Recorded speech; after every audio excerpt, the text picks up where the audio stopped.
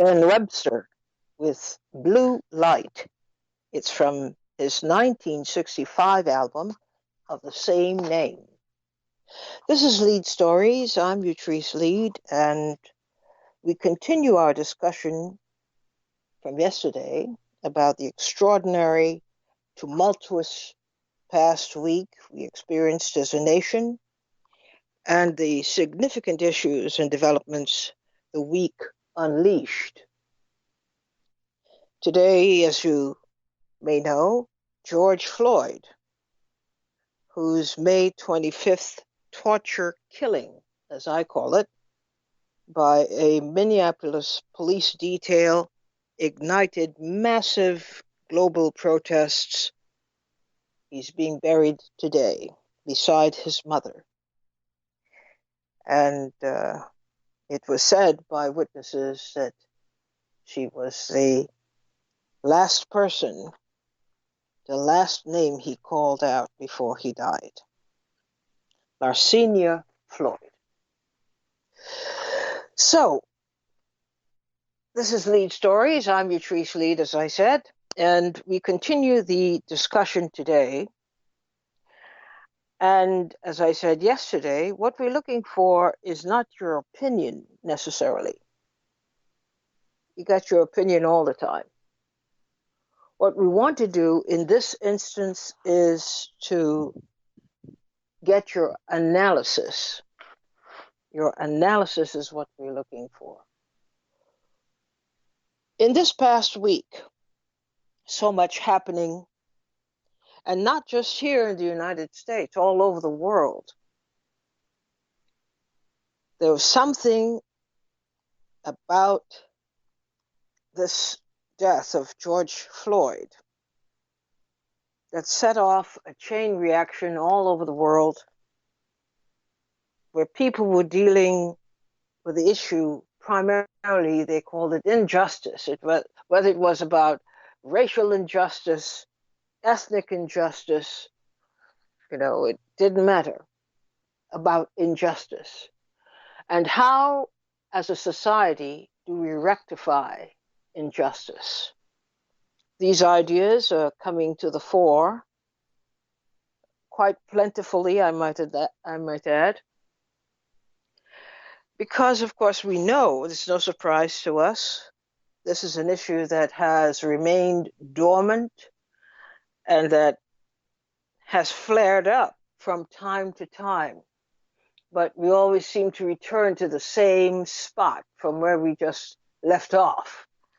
And with not much in the way of progress to be measured, but always a call to please calm down. There's always a call to calm down. That's the call to the people who see themselves as the aggrieved parties. Calm down and let's talk. Let's work this out together. And of course, it never gets worked out. So we repeat the cycle time and again. We find that we're not progressing, we're not making solid movement forward. And then there's always the explanation as to why things haven't happened the way they've happened, which is another way of saying people insist on staying in the same place, especially systems that have a great deal of accounting to do for the way they have not changed society. So we want your analysis today. What did the death, this gruesome death of George Floyd, what did it spark? What did it tell us about our current way of life?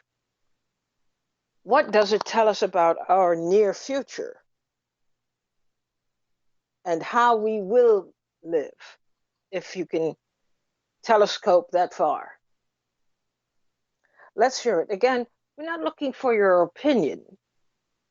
We want analysis, which is you see things for what they are, and you break down for us, based on what you see,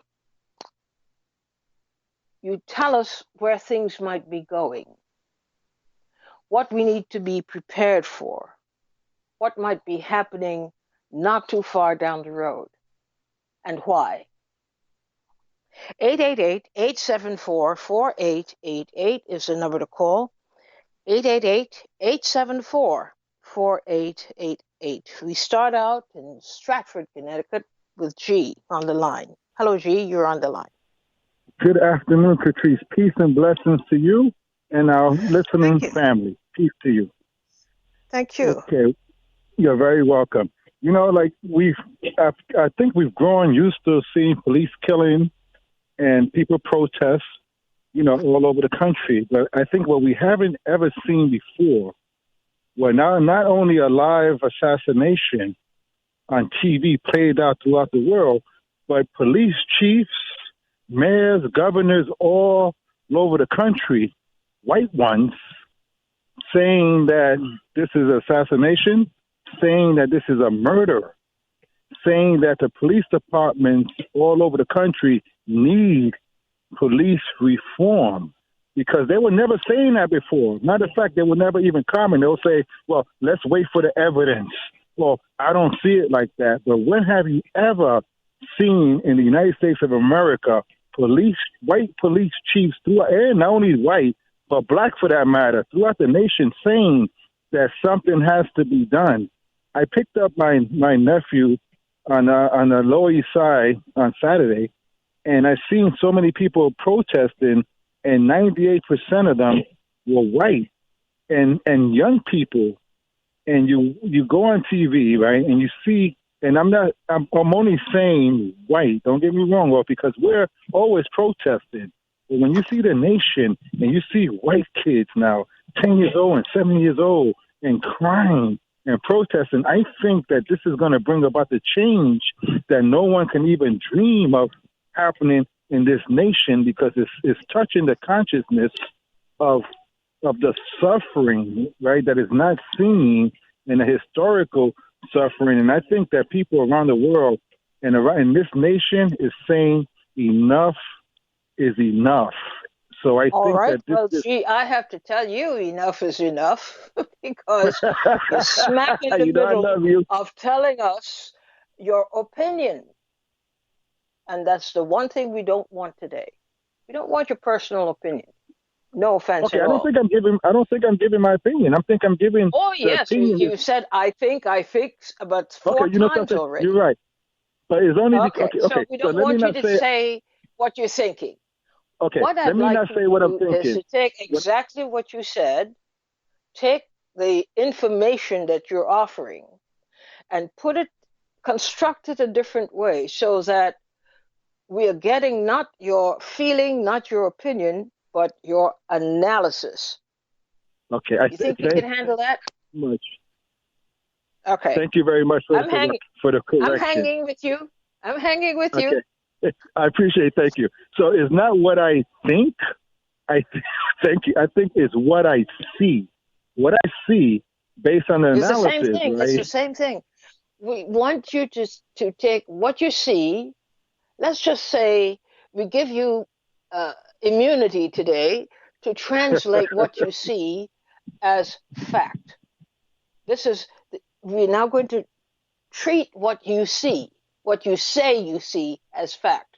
What we want you to do is to translate it for us in a way in which you're teaching us, you're telling us what we should be prepared for based on what you have seen. Okay. I think that, well, we should be prepared. There you go. I think. Okay, I'm gonna forget about that. Well, you're making a good effort, so I can't be too hard on you. I really appreciate it. But based on the facts and actually, I guess the mood of the nation is what we're watching. To me, is a whole transformation on the thoughts of the public officials on the thoughts of the police departments throughout the nation that says, hey, enough is enough. Enough is enough. We have to have reform based on these numerous cases. And, there's just another case that just came to light, I think it was yesterday, the day before, this young brother in Connecticut, I would guess he was stopped for speeding or something, and he was sitting in the back of the police car. They were waiting for the tow truck. So obviously you think he's harmless if he's sitting in the back of your police car for half an hour, and the guy said, I tell you what, I'm going to get out the car, and I'm going to wait. And when he gets out the car, all of a sudden, now we don't know the facts, but the facts is that he was sitting in the back of the police car. He got out, and now he's shot 4 times. So all these different cases and the female, being shot in your own house, that the mood of the nation is enough is enough. And I don't think I've seen that in our lifetime, that police chiefs all over the nation say. So I don't think, based on the fact of what we see, based on the mood of the nation, is there going to be a shift in the opinion that something has to be done with the racist police officers and how they treat people of color throughout the nation. And I thank you so much for your love and your kindness and your consideration. I thank you because you made such a yeoman effort to stay away from thinking and instead to get us listening to your analysis. That's really going to be important, and we're going to do more and more analyzing as we go. But you did a great job. Thank you. Thank you. Getting us started. Henry from Chicago. How are you doing, Henry? Hey, Utrice, how's it going? I'm hanging in. Okay, so now I came in a little late. What was the question on the table? The issue is not to tell us what you think, but to give us an analysis, which is to take whatever it is that you're offering us and put it almost like you teaching us to listen to what you are predicting, what you are analyzing, what you are seeing, without telling us what you're thinking. Okay. On any particular subject matter that has happened? On the events of the last week. Okay. So you're referring to like the George Floyd in the protest? Yes. That too? Okay. All right. Okay. Well, let me touch on that then. What I am seeing and what I'm drawing in regards to an analysis is I see and what I'm coming up with is a new form of COINTELPRO. And what I mean by that is, if you're watching the protest on TV, you see everybody, especially people of color, are fed up with, racism and police terrorism and, everything. So you're seeing everybody coming out on the streets and, doing, all kind of protests. But what you also are seeing, in which might surprise people, when it first came out, is you're starting to see a lot of these corporations who are institutionally racist coming out saying, well, we're against racism, we're against this, we're against that. You also see, particular politicians. Now, some of the funniest things that I've seen, and maybe it might be funny to some people, but you see Nancy Pelosi and all these other, congressmen and congresswomen with kente cloths and doing these symbolic acts of gesturing and I see a hijacking of this Okay, movement. we don't want to know we don't want the word I anymore after this. You have to just tell us what is happening. So what is being presented is a hijacking of this movement. You're seeing people and institutions who have been in the past racist and have shown racist behavior, racist policies that are all of a sudden, putting out letters saying we're against racism. We need to talk about this. Nobody, and I haven't seen it yet, but nobody really saying, well, this is what we're going to do to stop, or help stop this racist policy or, racist society. Now, we're what we're going through right now, like I said, is not enough of the people are, speaking against this, but we're seeing a lot of corporations and a lot of politicians and a lot of, high celebrity profiles speaking, but we're not really hearing what the people really want, but only through like mass media, through protest and rioting or whatever they want to present to us. So, to me, like I said, well, I mean, I don't want to say to me, but that's right. That's right. You caught yourself. We're we're seeing a hijacking of a movement that should lead to organization. And I feel with all these, like I said, with all these corporations, with all these high-profile celebrities and politicians trying to stand up against racism, which they should have been doing, since the beginning. We're just, like I said, we're seeing a hijacking of this movement, which should lead to something more productive. Well, Henry has spoken. Okay. You struggled a little bit, but you came through like a champ.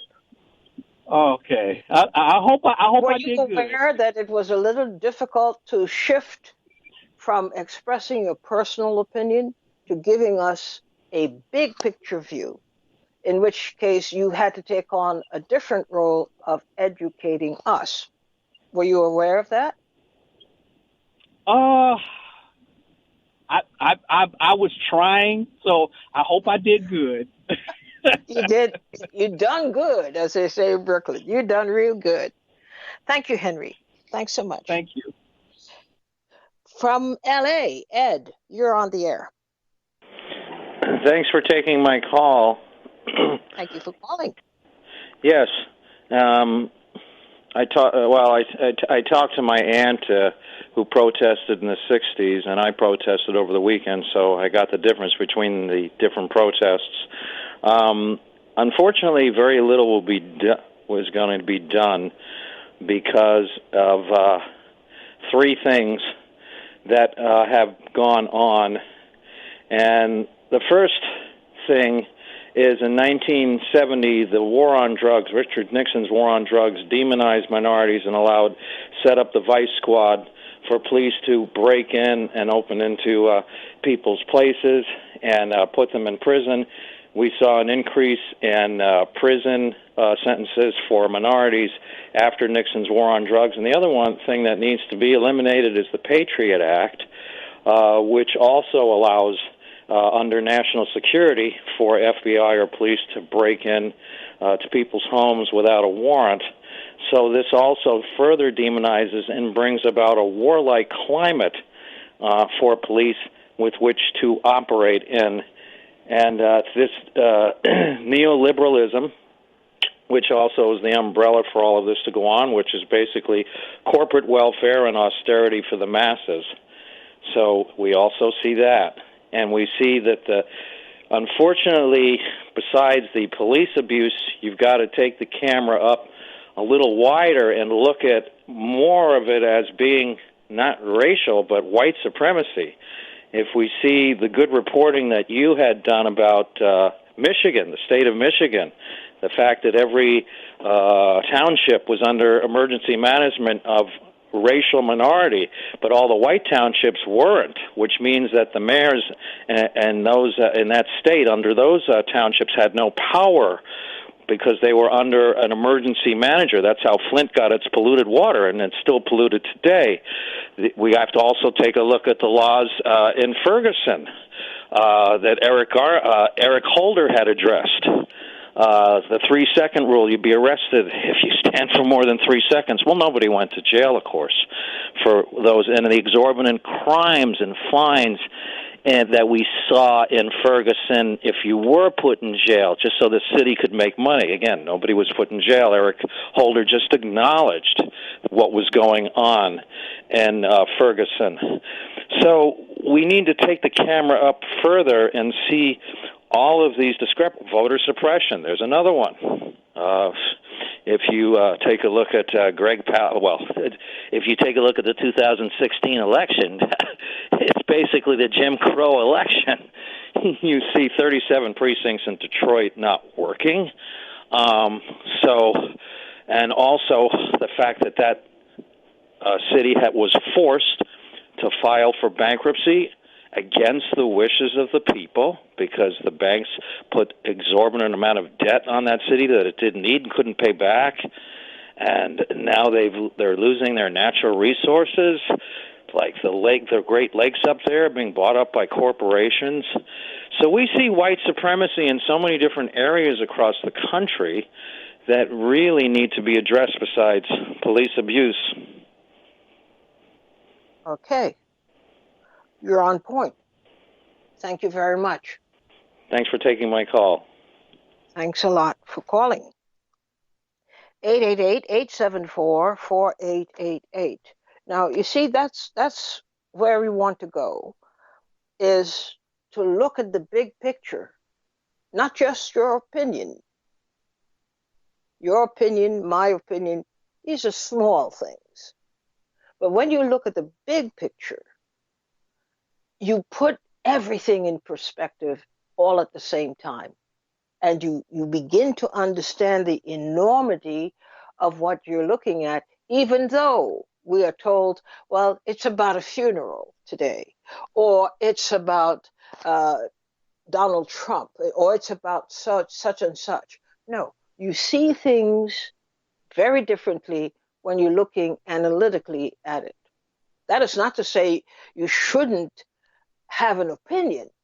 It's just that we're going through this exercise in order for us to enlarge our vision and understanding and seeing how the dots are connected. Thank you so much. We have David from Brooklyn. You're on the air. Good afternoon, Therese. Hello. This is an important analysis, and this is my view. The norm is in this country is white supremacy and racial oppression. That's the norm. My analysis is the ruling class, who benefits from that, has looked at all this that's going on now because of the technology that allows people to see and hear these things that have been the norm for many times over the years.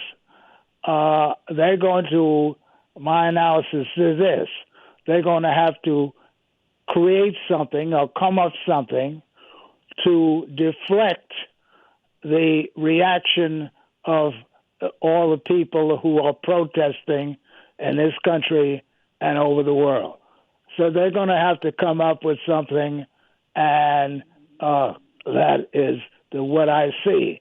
It's important for those who rule to change something, to give some attention to this, to deflect all the turmoil that's going on with the reaction to the murder of Mr. Floyd. Okay. Thank you. Thanks a lot. Tony from New York, you're on the air. Hello. I'd Hello. just like to say, how are you? I'm okay. How are you doing? Good, good. My analysis from everything that's going on is just that the ruling class that runs the globe will stop at nothing to keep their power. And they will do anything sneaky, underhanded, any kind of way. They purposely stage events because they have the money to do it. And to an ordinary person, it would just seem like that's impossible, you know. But with the money, you can do anything that you really want to do, you know, anything you can do. And I just want people to just open up their eyes. It's an election year, and that plays a heavy part into what you see people all of a sudden now just are pandering to you. So be careful what you give yourself to, because it can turn on you just like that, because you haven't really thought it out. Right now, a lot of people are emotional. They really have to get out of the emotion and get into what's really actually happening and what's going on and what the future will be. And that's basically what I want to say. Oh, great. Now, let me ask you, of those things that you have just said, could you elaborate on any one of them right now?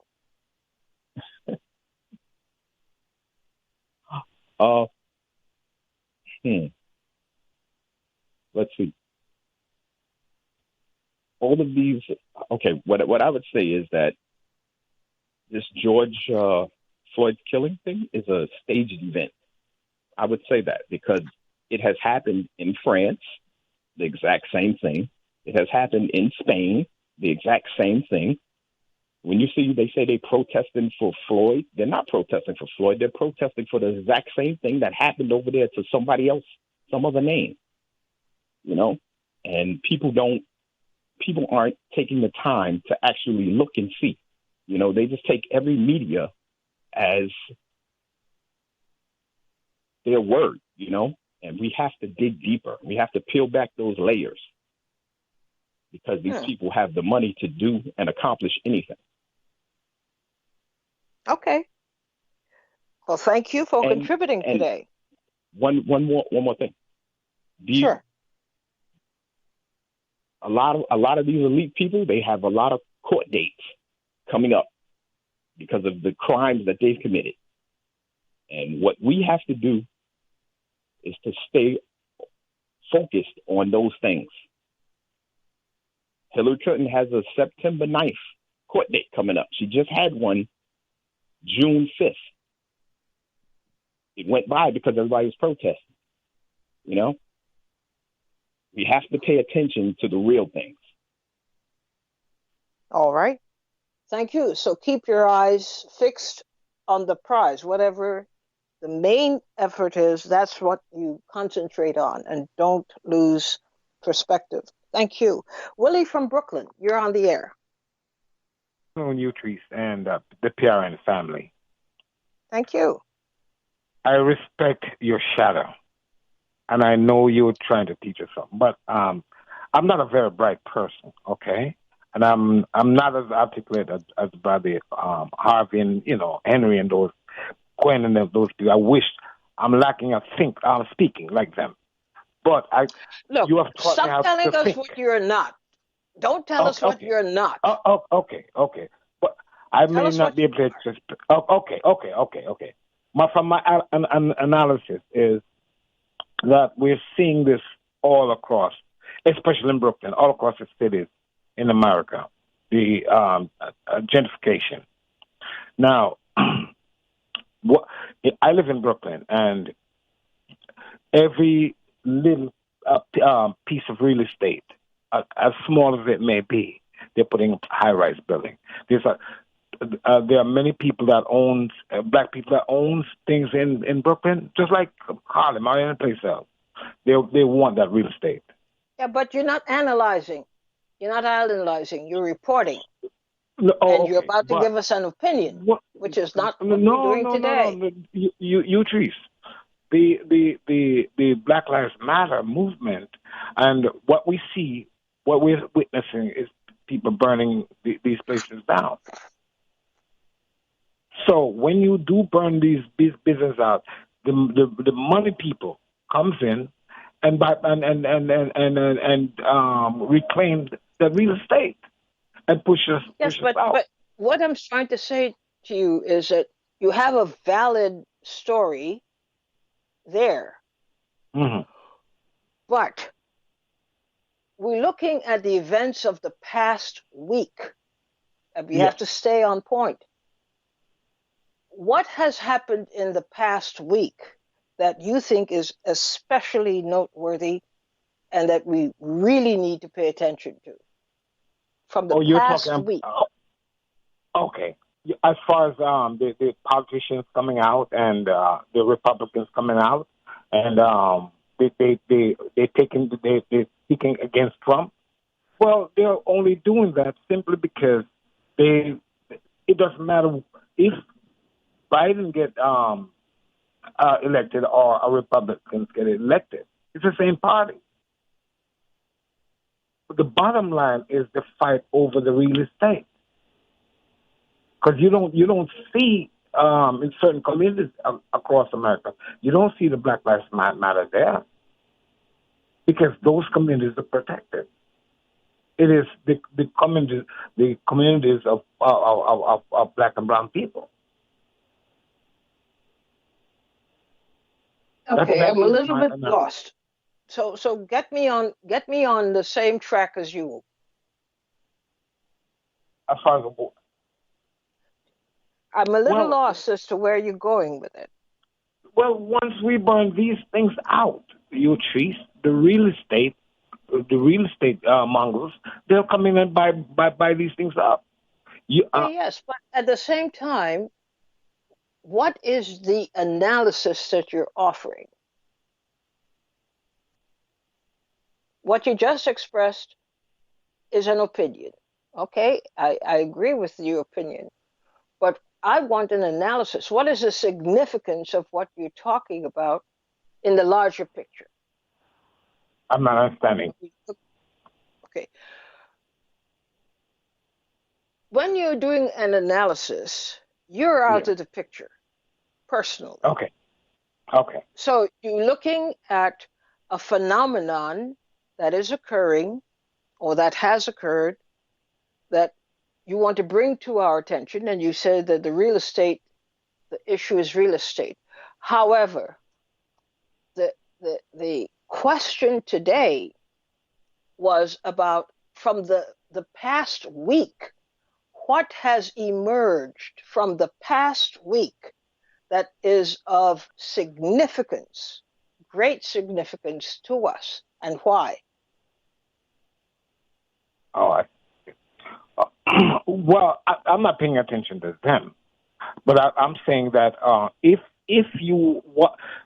there's a big fight in Washington, okay, the Republicans are coming out for the first time condemning Trump, okay, but the reason why they're doing this, it's another distraction. Well, that point has been made. What, from your perspective, is one of the most significant developments, significant issues that has come to light in the last week? I don't know. That I don't know. Maybe I missed it, just like anybody else. Huh? Maybe I missed it, just like anyone else. Maybe I missed it, but it's much more than what we're seeing, because I mean, there is no law against federal law against lynching. So Black Lives Matter. How you're saying that Black Lives Matter? But wait a second. There's no law against lynching that applies to Black lives. So if Black lives truly matters, why is there not a law against lynching? So I see the whole thing as from my analysis, it's a game they're playing on us. Who are the they? I guess you would say the thought police, the people who control what we read, what we see, and what we think. And to your mind, what has the thought police done in the past week to distort the reality that we know?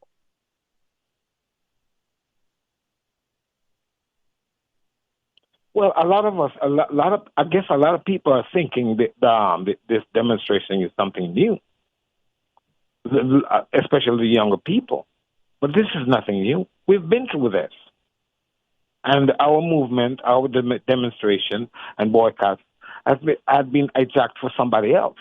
It didn't serve our purposes. It was for somebody else. Okay, but you're rendering an opinion, a personal opinion. Oh, okay. But that's not what we're trying to do today. We're not looking for an opinion. We're looking for an analysis. Okay, I'll just let somebody else get on. Okay? No, I want you to give it a shot. I don't want you to just give up like that. You, Trees. Whenever I speak to you, I'm very timid. I gotta say, and I'm sure others are. You know what I'm saying?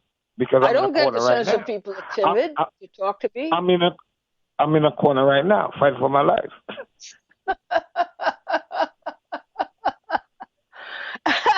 You're the master of exaggeration. No such thing is happening. But I want to encourage you so much to really look at things analytically. And in order to do that, you almost have to remove yourself and your personal opinion from the mix and instead look at the facts as they are and interpret for us what those facts suggest. Okay. Well, I can't answer that. I'm gonna leave it alone because all right. Because what? Thank you so much, my sister, and I'm still learning. I told you before. We all are learning, Willie, but you can't give up. I'm hoping that you understand the difference of having an opinion and expressing an opinion and doing an analysis. Okay. The analysis requires you to look at the picture, the big picture as you see it. Mm-hmm. And it tells its own story. So that you can say, you distill the most important points of what you're seeing, and you say, well, from this action that such and such a person took, or from what the president said, or from the reports I've read, it would seem that we're moving in this direction. But that's not where we need to go right now. Or, you build your case, but not from the point of view of your personal opinion. Does that confuse you? Well, we can see it. We're moving towards a police state, UGs. The president is calling out the military. They're doing this, they're doing that. As far the police are armed to the teeth against its own citizens. Okay. So that's where they're going from my analysis. But okay, so what does that therefore mean for us? For us, yes. I would agree with this point that you're making here, that there's growing evidence of a police or militarized state. I don't think anybody could argue with that. Now, what does that mean for us?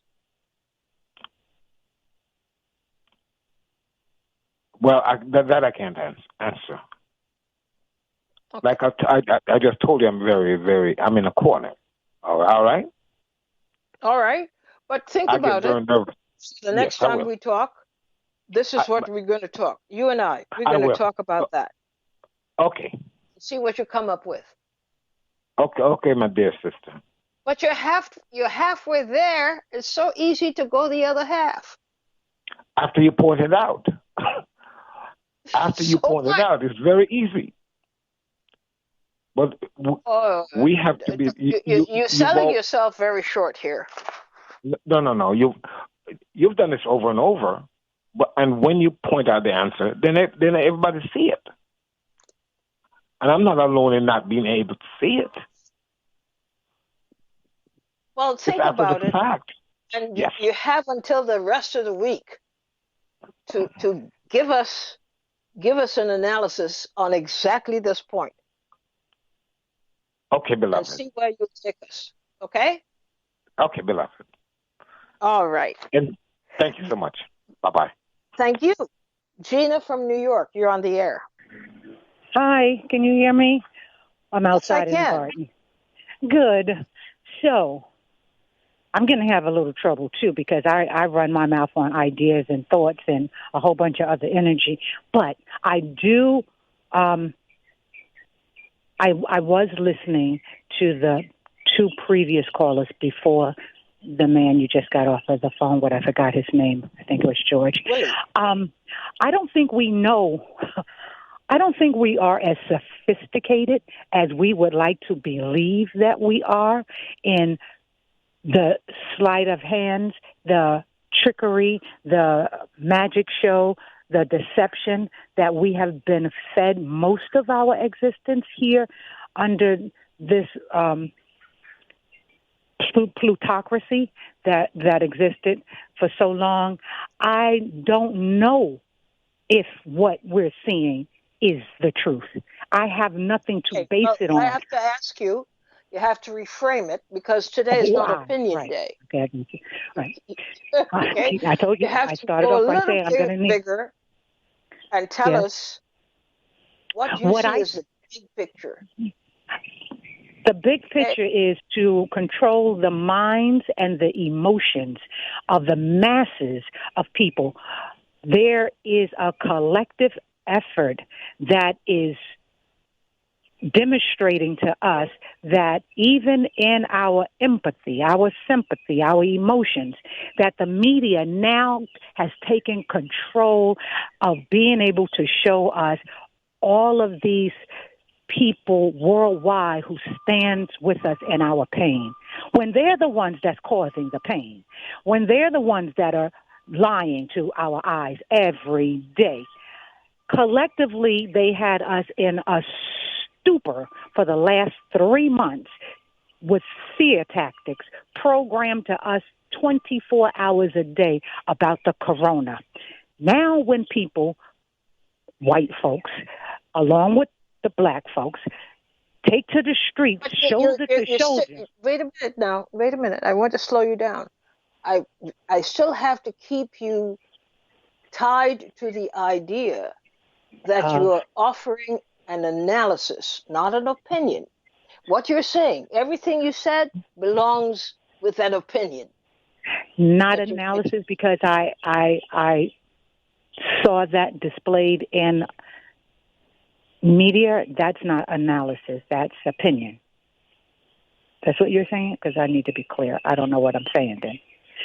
No, what we're saying is you are going to be educating us because you have studied the big picture.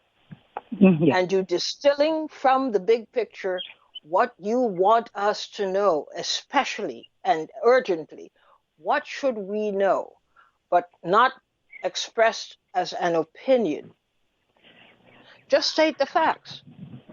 The facts are that we have no control of the media. We have no control over what we are seeing or what is being produced in writing to us. We have no idea if the same people that have constructed so many other false flag operations are not controlling the situation right now. We have no idea if this storyline, like the Skittles storyline with Trayvon Martin, like the Loosely Cigarette storyline with Eric Gardner, like Mike Brown went into the store. We have no idea.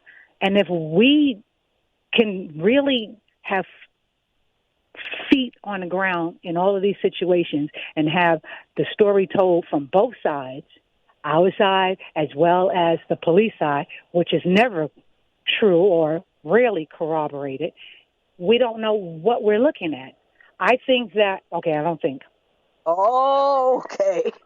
I do think, but that's not what I'm expressing. What's going on is an expression of emotions on multiple levels. It is not that these many people have this much passion. This is that's an opinion. It's multiple situations that are affecting the masses of the people, and this is an opportunity to take it to the street. So when you see the multitude of people marching, yes, it pulls at you on some emotional level, but you're looking at political systems, you're looking at, which is a racist system, you're looking at the biggest thing is the reset of the economic system. This is nowhere near what it seems to be. I just think this is the Wizard of Oz spinning and spinning. Okay, you're just thinking again. I know this is very, very hard. It is a very hard thing to keep on point, that you're not expressing today, and in this session, you're not expressing your personal opinion. You're stating facts as you have witnessed them, and you are interpreting those facts for us. That's really what the work is. Yes, and it's hard to do that. I got to tell you, I love that you're struggling with it, but you're not giving up. No, I can't give up. I got too much on my mind. I got to let it off on somebody, and there's a bunch of people out there listening. So here goes. I'm going to try this again. That's very good. We're getting somewhere. Because would you believe that this is the single most, frustrating thing for me in media? Because the people have so much information, except they don't realize it. And they need to be the educators. They need to be able to tell us what is happening from their point of view. Nobody has to agree. But the mere fact that you can articulate it means that you are filling a void, a very important void, when you do this kind of work. And it's very, very important that we are equipped to do it, so that you could make the most complex thing very easy to understand. But you have to learn how to do it. But you're doing well. And I'm admiring the fact that you're not giving up. So I think one of the most complex things for me to do right now is to take all of the things that I am witnessing and the things that I know and putting it succinctly to the people in one fact. That becomes a little... You don't have to do it that way. You do what you can when you can, and as much as you can. And that's it. That's all you can do. But if you do that well, you're doing a good job. So don't get frustrated. After analyzing all of the things that has been going on in the last 3 months from different viewpoints, from a Black woman's perspective, a grandmother's perspective, an activist perspective, it's been made clear to me that what we're witnessing is something far, far greater than the simplicity of emotions. I don't think anybody would disagree with that. Yeah. However, you have to work a little bit more on bringing that message out and proving it to us. You prove it very simply, very directly. And you will get better and better at it. Yeah. There was a Black man who got murdered in Minneapolis, and we saw a television version of a murder that took place through a medium called the television or the internet. That's what we saw. Well, actually, you saw it from the point of view. First of all, it started off with the video cam. That's where you saw it. That's where it came from. Right. What we saw on TV was from the police video cams. Right. Still, still not, we wasn't there to witness it, is what I'm saying. Like, we're not there to witness so many of the things that come across the mediums that are created for us. But at the same time, you cannot be, even if you wanted to be everywhere, you just simply cannot be. Absolutely. Absolutely. And I'm not dismissing. You have to deal with the fact that there are infinite problems. Right. But we have only a finite amount of energy and talent and time. Trees, I'm not dismissing anything of the facts that I want to believe happened. My brother died in police custody. Everything that happened to him that was reported was an absolute lie. Everything. And so the behavior, again, I don't know what the job of the police is supposed to be. I have never read their call to action. I've never determined whether they were acting out of order. I don't know what the order is that they're supposed to be acting, other than what we have been told. I haven't read their manifesto. I don't even know if these are officers of the police, or officers of peace. I don't know anything but what I'm being told, because I'm not there. I haven't read those documents. So I'm only following what's being handed down to me. And my analysis on that is skewed, because I think the information is skewed. I just know that somebody, a lot of somebody. Yes, but you're in the realm of opinion again. And I'm not concerned with anybody's opinions today. I'm concerned with your analysis. I don't know what's my analysis. I don't know what's going on. It's just you say, well, that's my opinion, or that's what I think. I don't know what's going on. My analysis, based on everything that's been presented to me through whatever medium has been presented, I come to the conclusion that I don't know what this is. Okay, well, that's a good place to start. It means that you have your work cut out for you. Yeah, I don't know what this is. If you intend to be a medium of exchanging information with other people and so forth, this is something you have to deal with. This is what I was trying to tell everybody, that this is a step up from where we usually are, which is we just throw things out and we call it an opinion. No such thing. Now you have to invest in your opinion, and you have to make sense of the facts. And that's work. But I admire the fact that you are dedicated to doing it, and I wish you all the best luck there is in proceeding along those lines. I'm sure you will find it rewarding, and other people will be benefiting from your hard work. Thank you. That brings us to the end of our program today.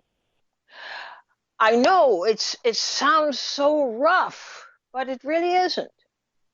It is just that we are not used to be called upon, or to call upon these aspects of our faculties, which we have. We all have them.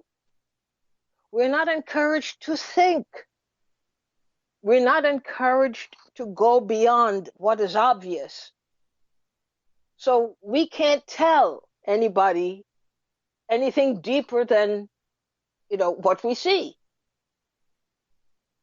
This is the time to add a little bit more dimension to how we interpret our world, because people would be depending on you to give them an entirely different perspective that they can consider, so that they don't just listen to one voice or one station or read one paper or listen to one radio station, that they have the tools already in their heads. It's called their brain. And they can fashion their own approach to correctly or accurately interpreting their reality, their environment. And we all have to do that work. We've been getting away with a little bit of slackness in which we just say something and say, well, that's my opinion. That's what I think. And people say, okay. No, it's not good enough anymore. You have to try and make it, another 2 feet, another 3 feet, and push yourself to becoming a helper in getting people to make sense of this reality that we live, that we share. I think you're doing great work. I'm pleased, very pleased, with the fact that people have come up with all these different dimensions to the things nobody has said about on major media. But we keep going and we get better, and you'll be a great interpreter of reality. You'll be telling us what the facts really are because you're looking deeper or more deeply into things. Thank you so much for joining me today and for sharing your thoughts. And you're on the money. Great. Within another week, people ought to be scared of you. We'll see each other tomorrow. Thanks so much for today. Bye-bye.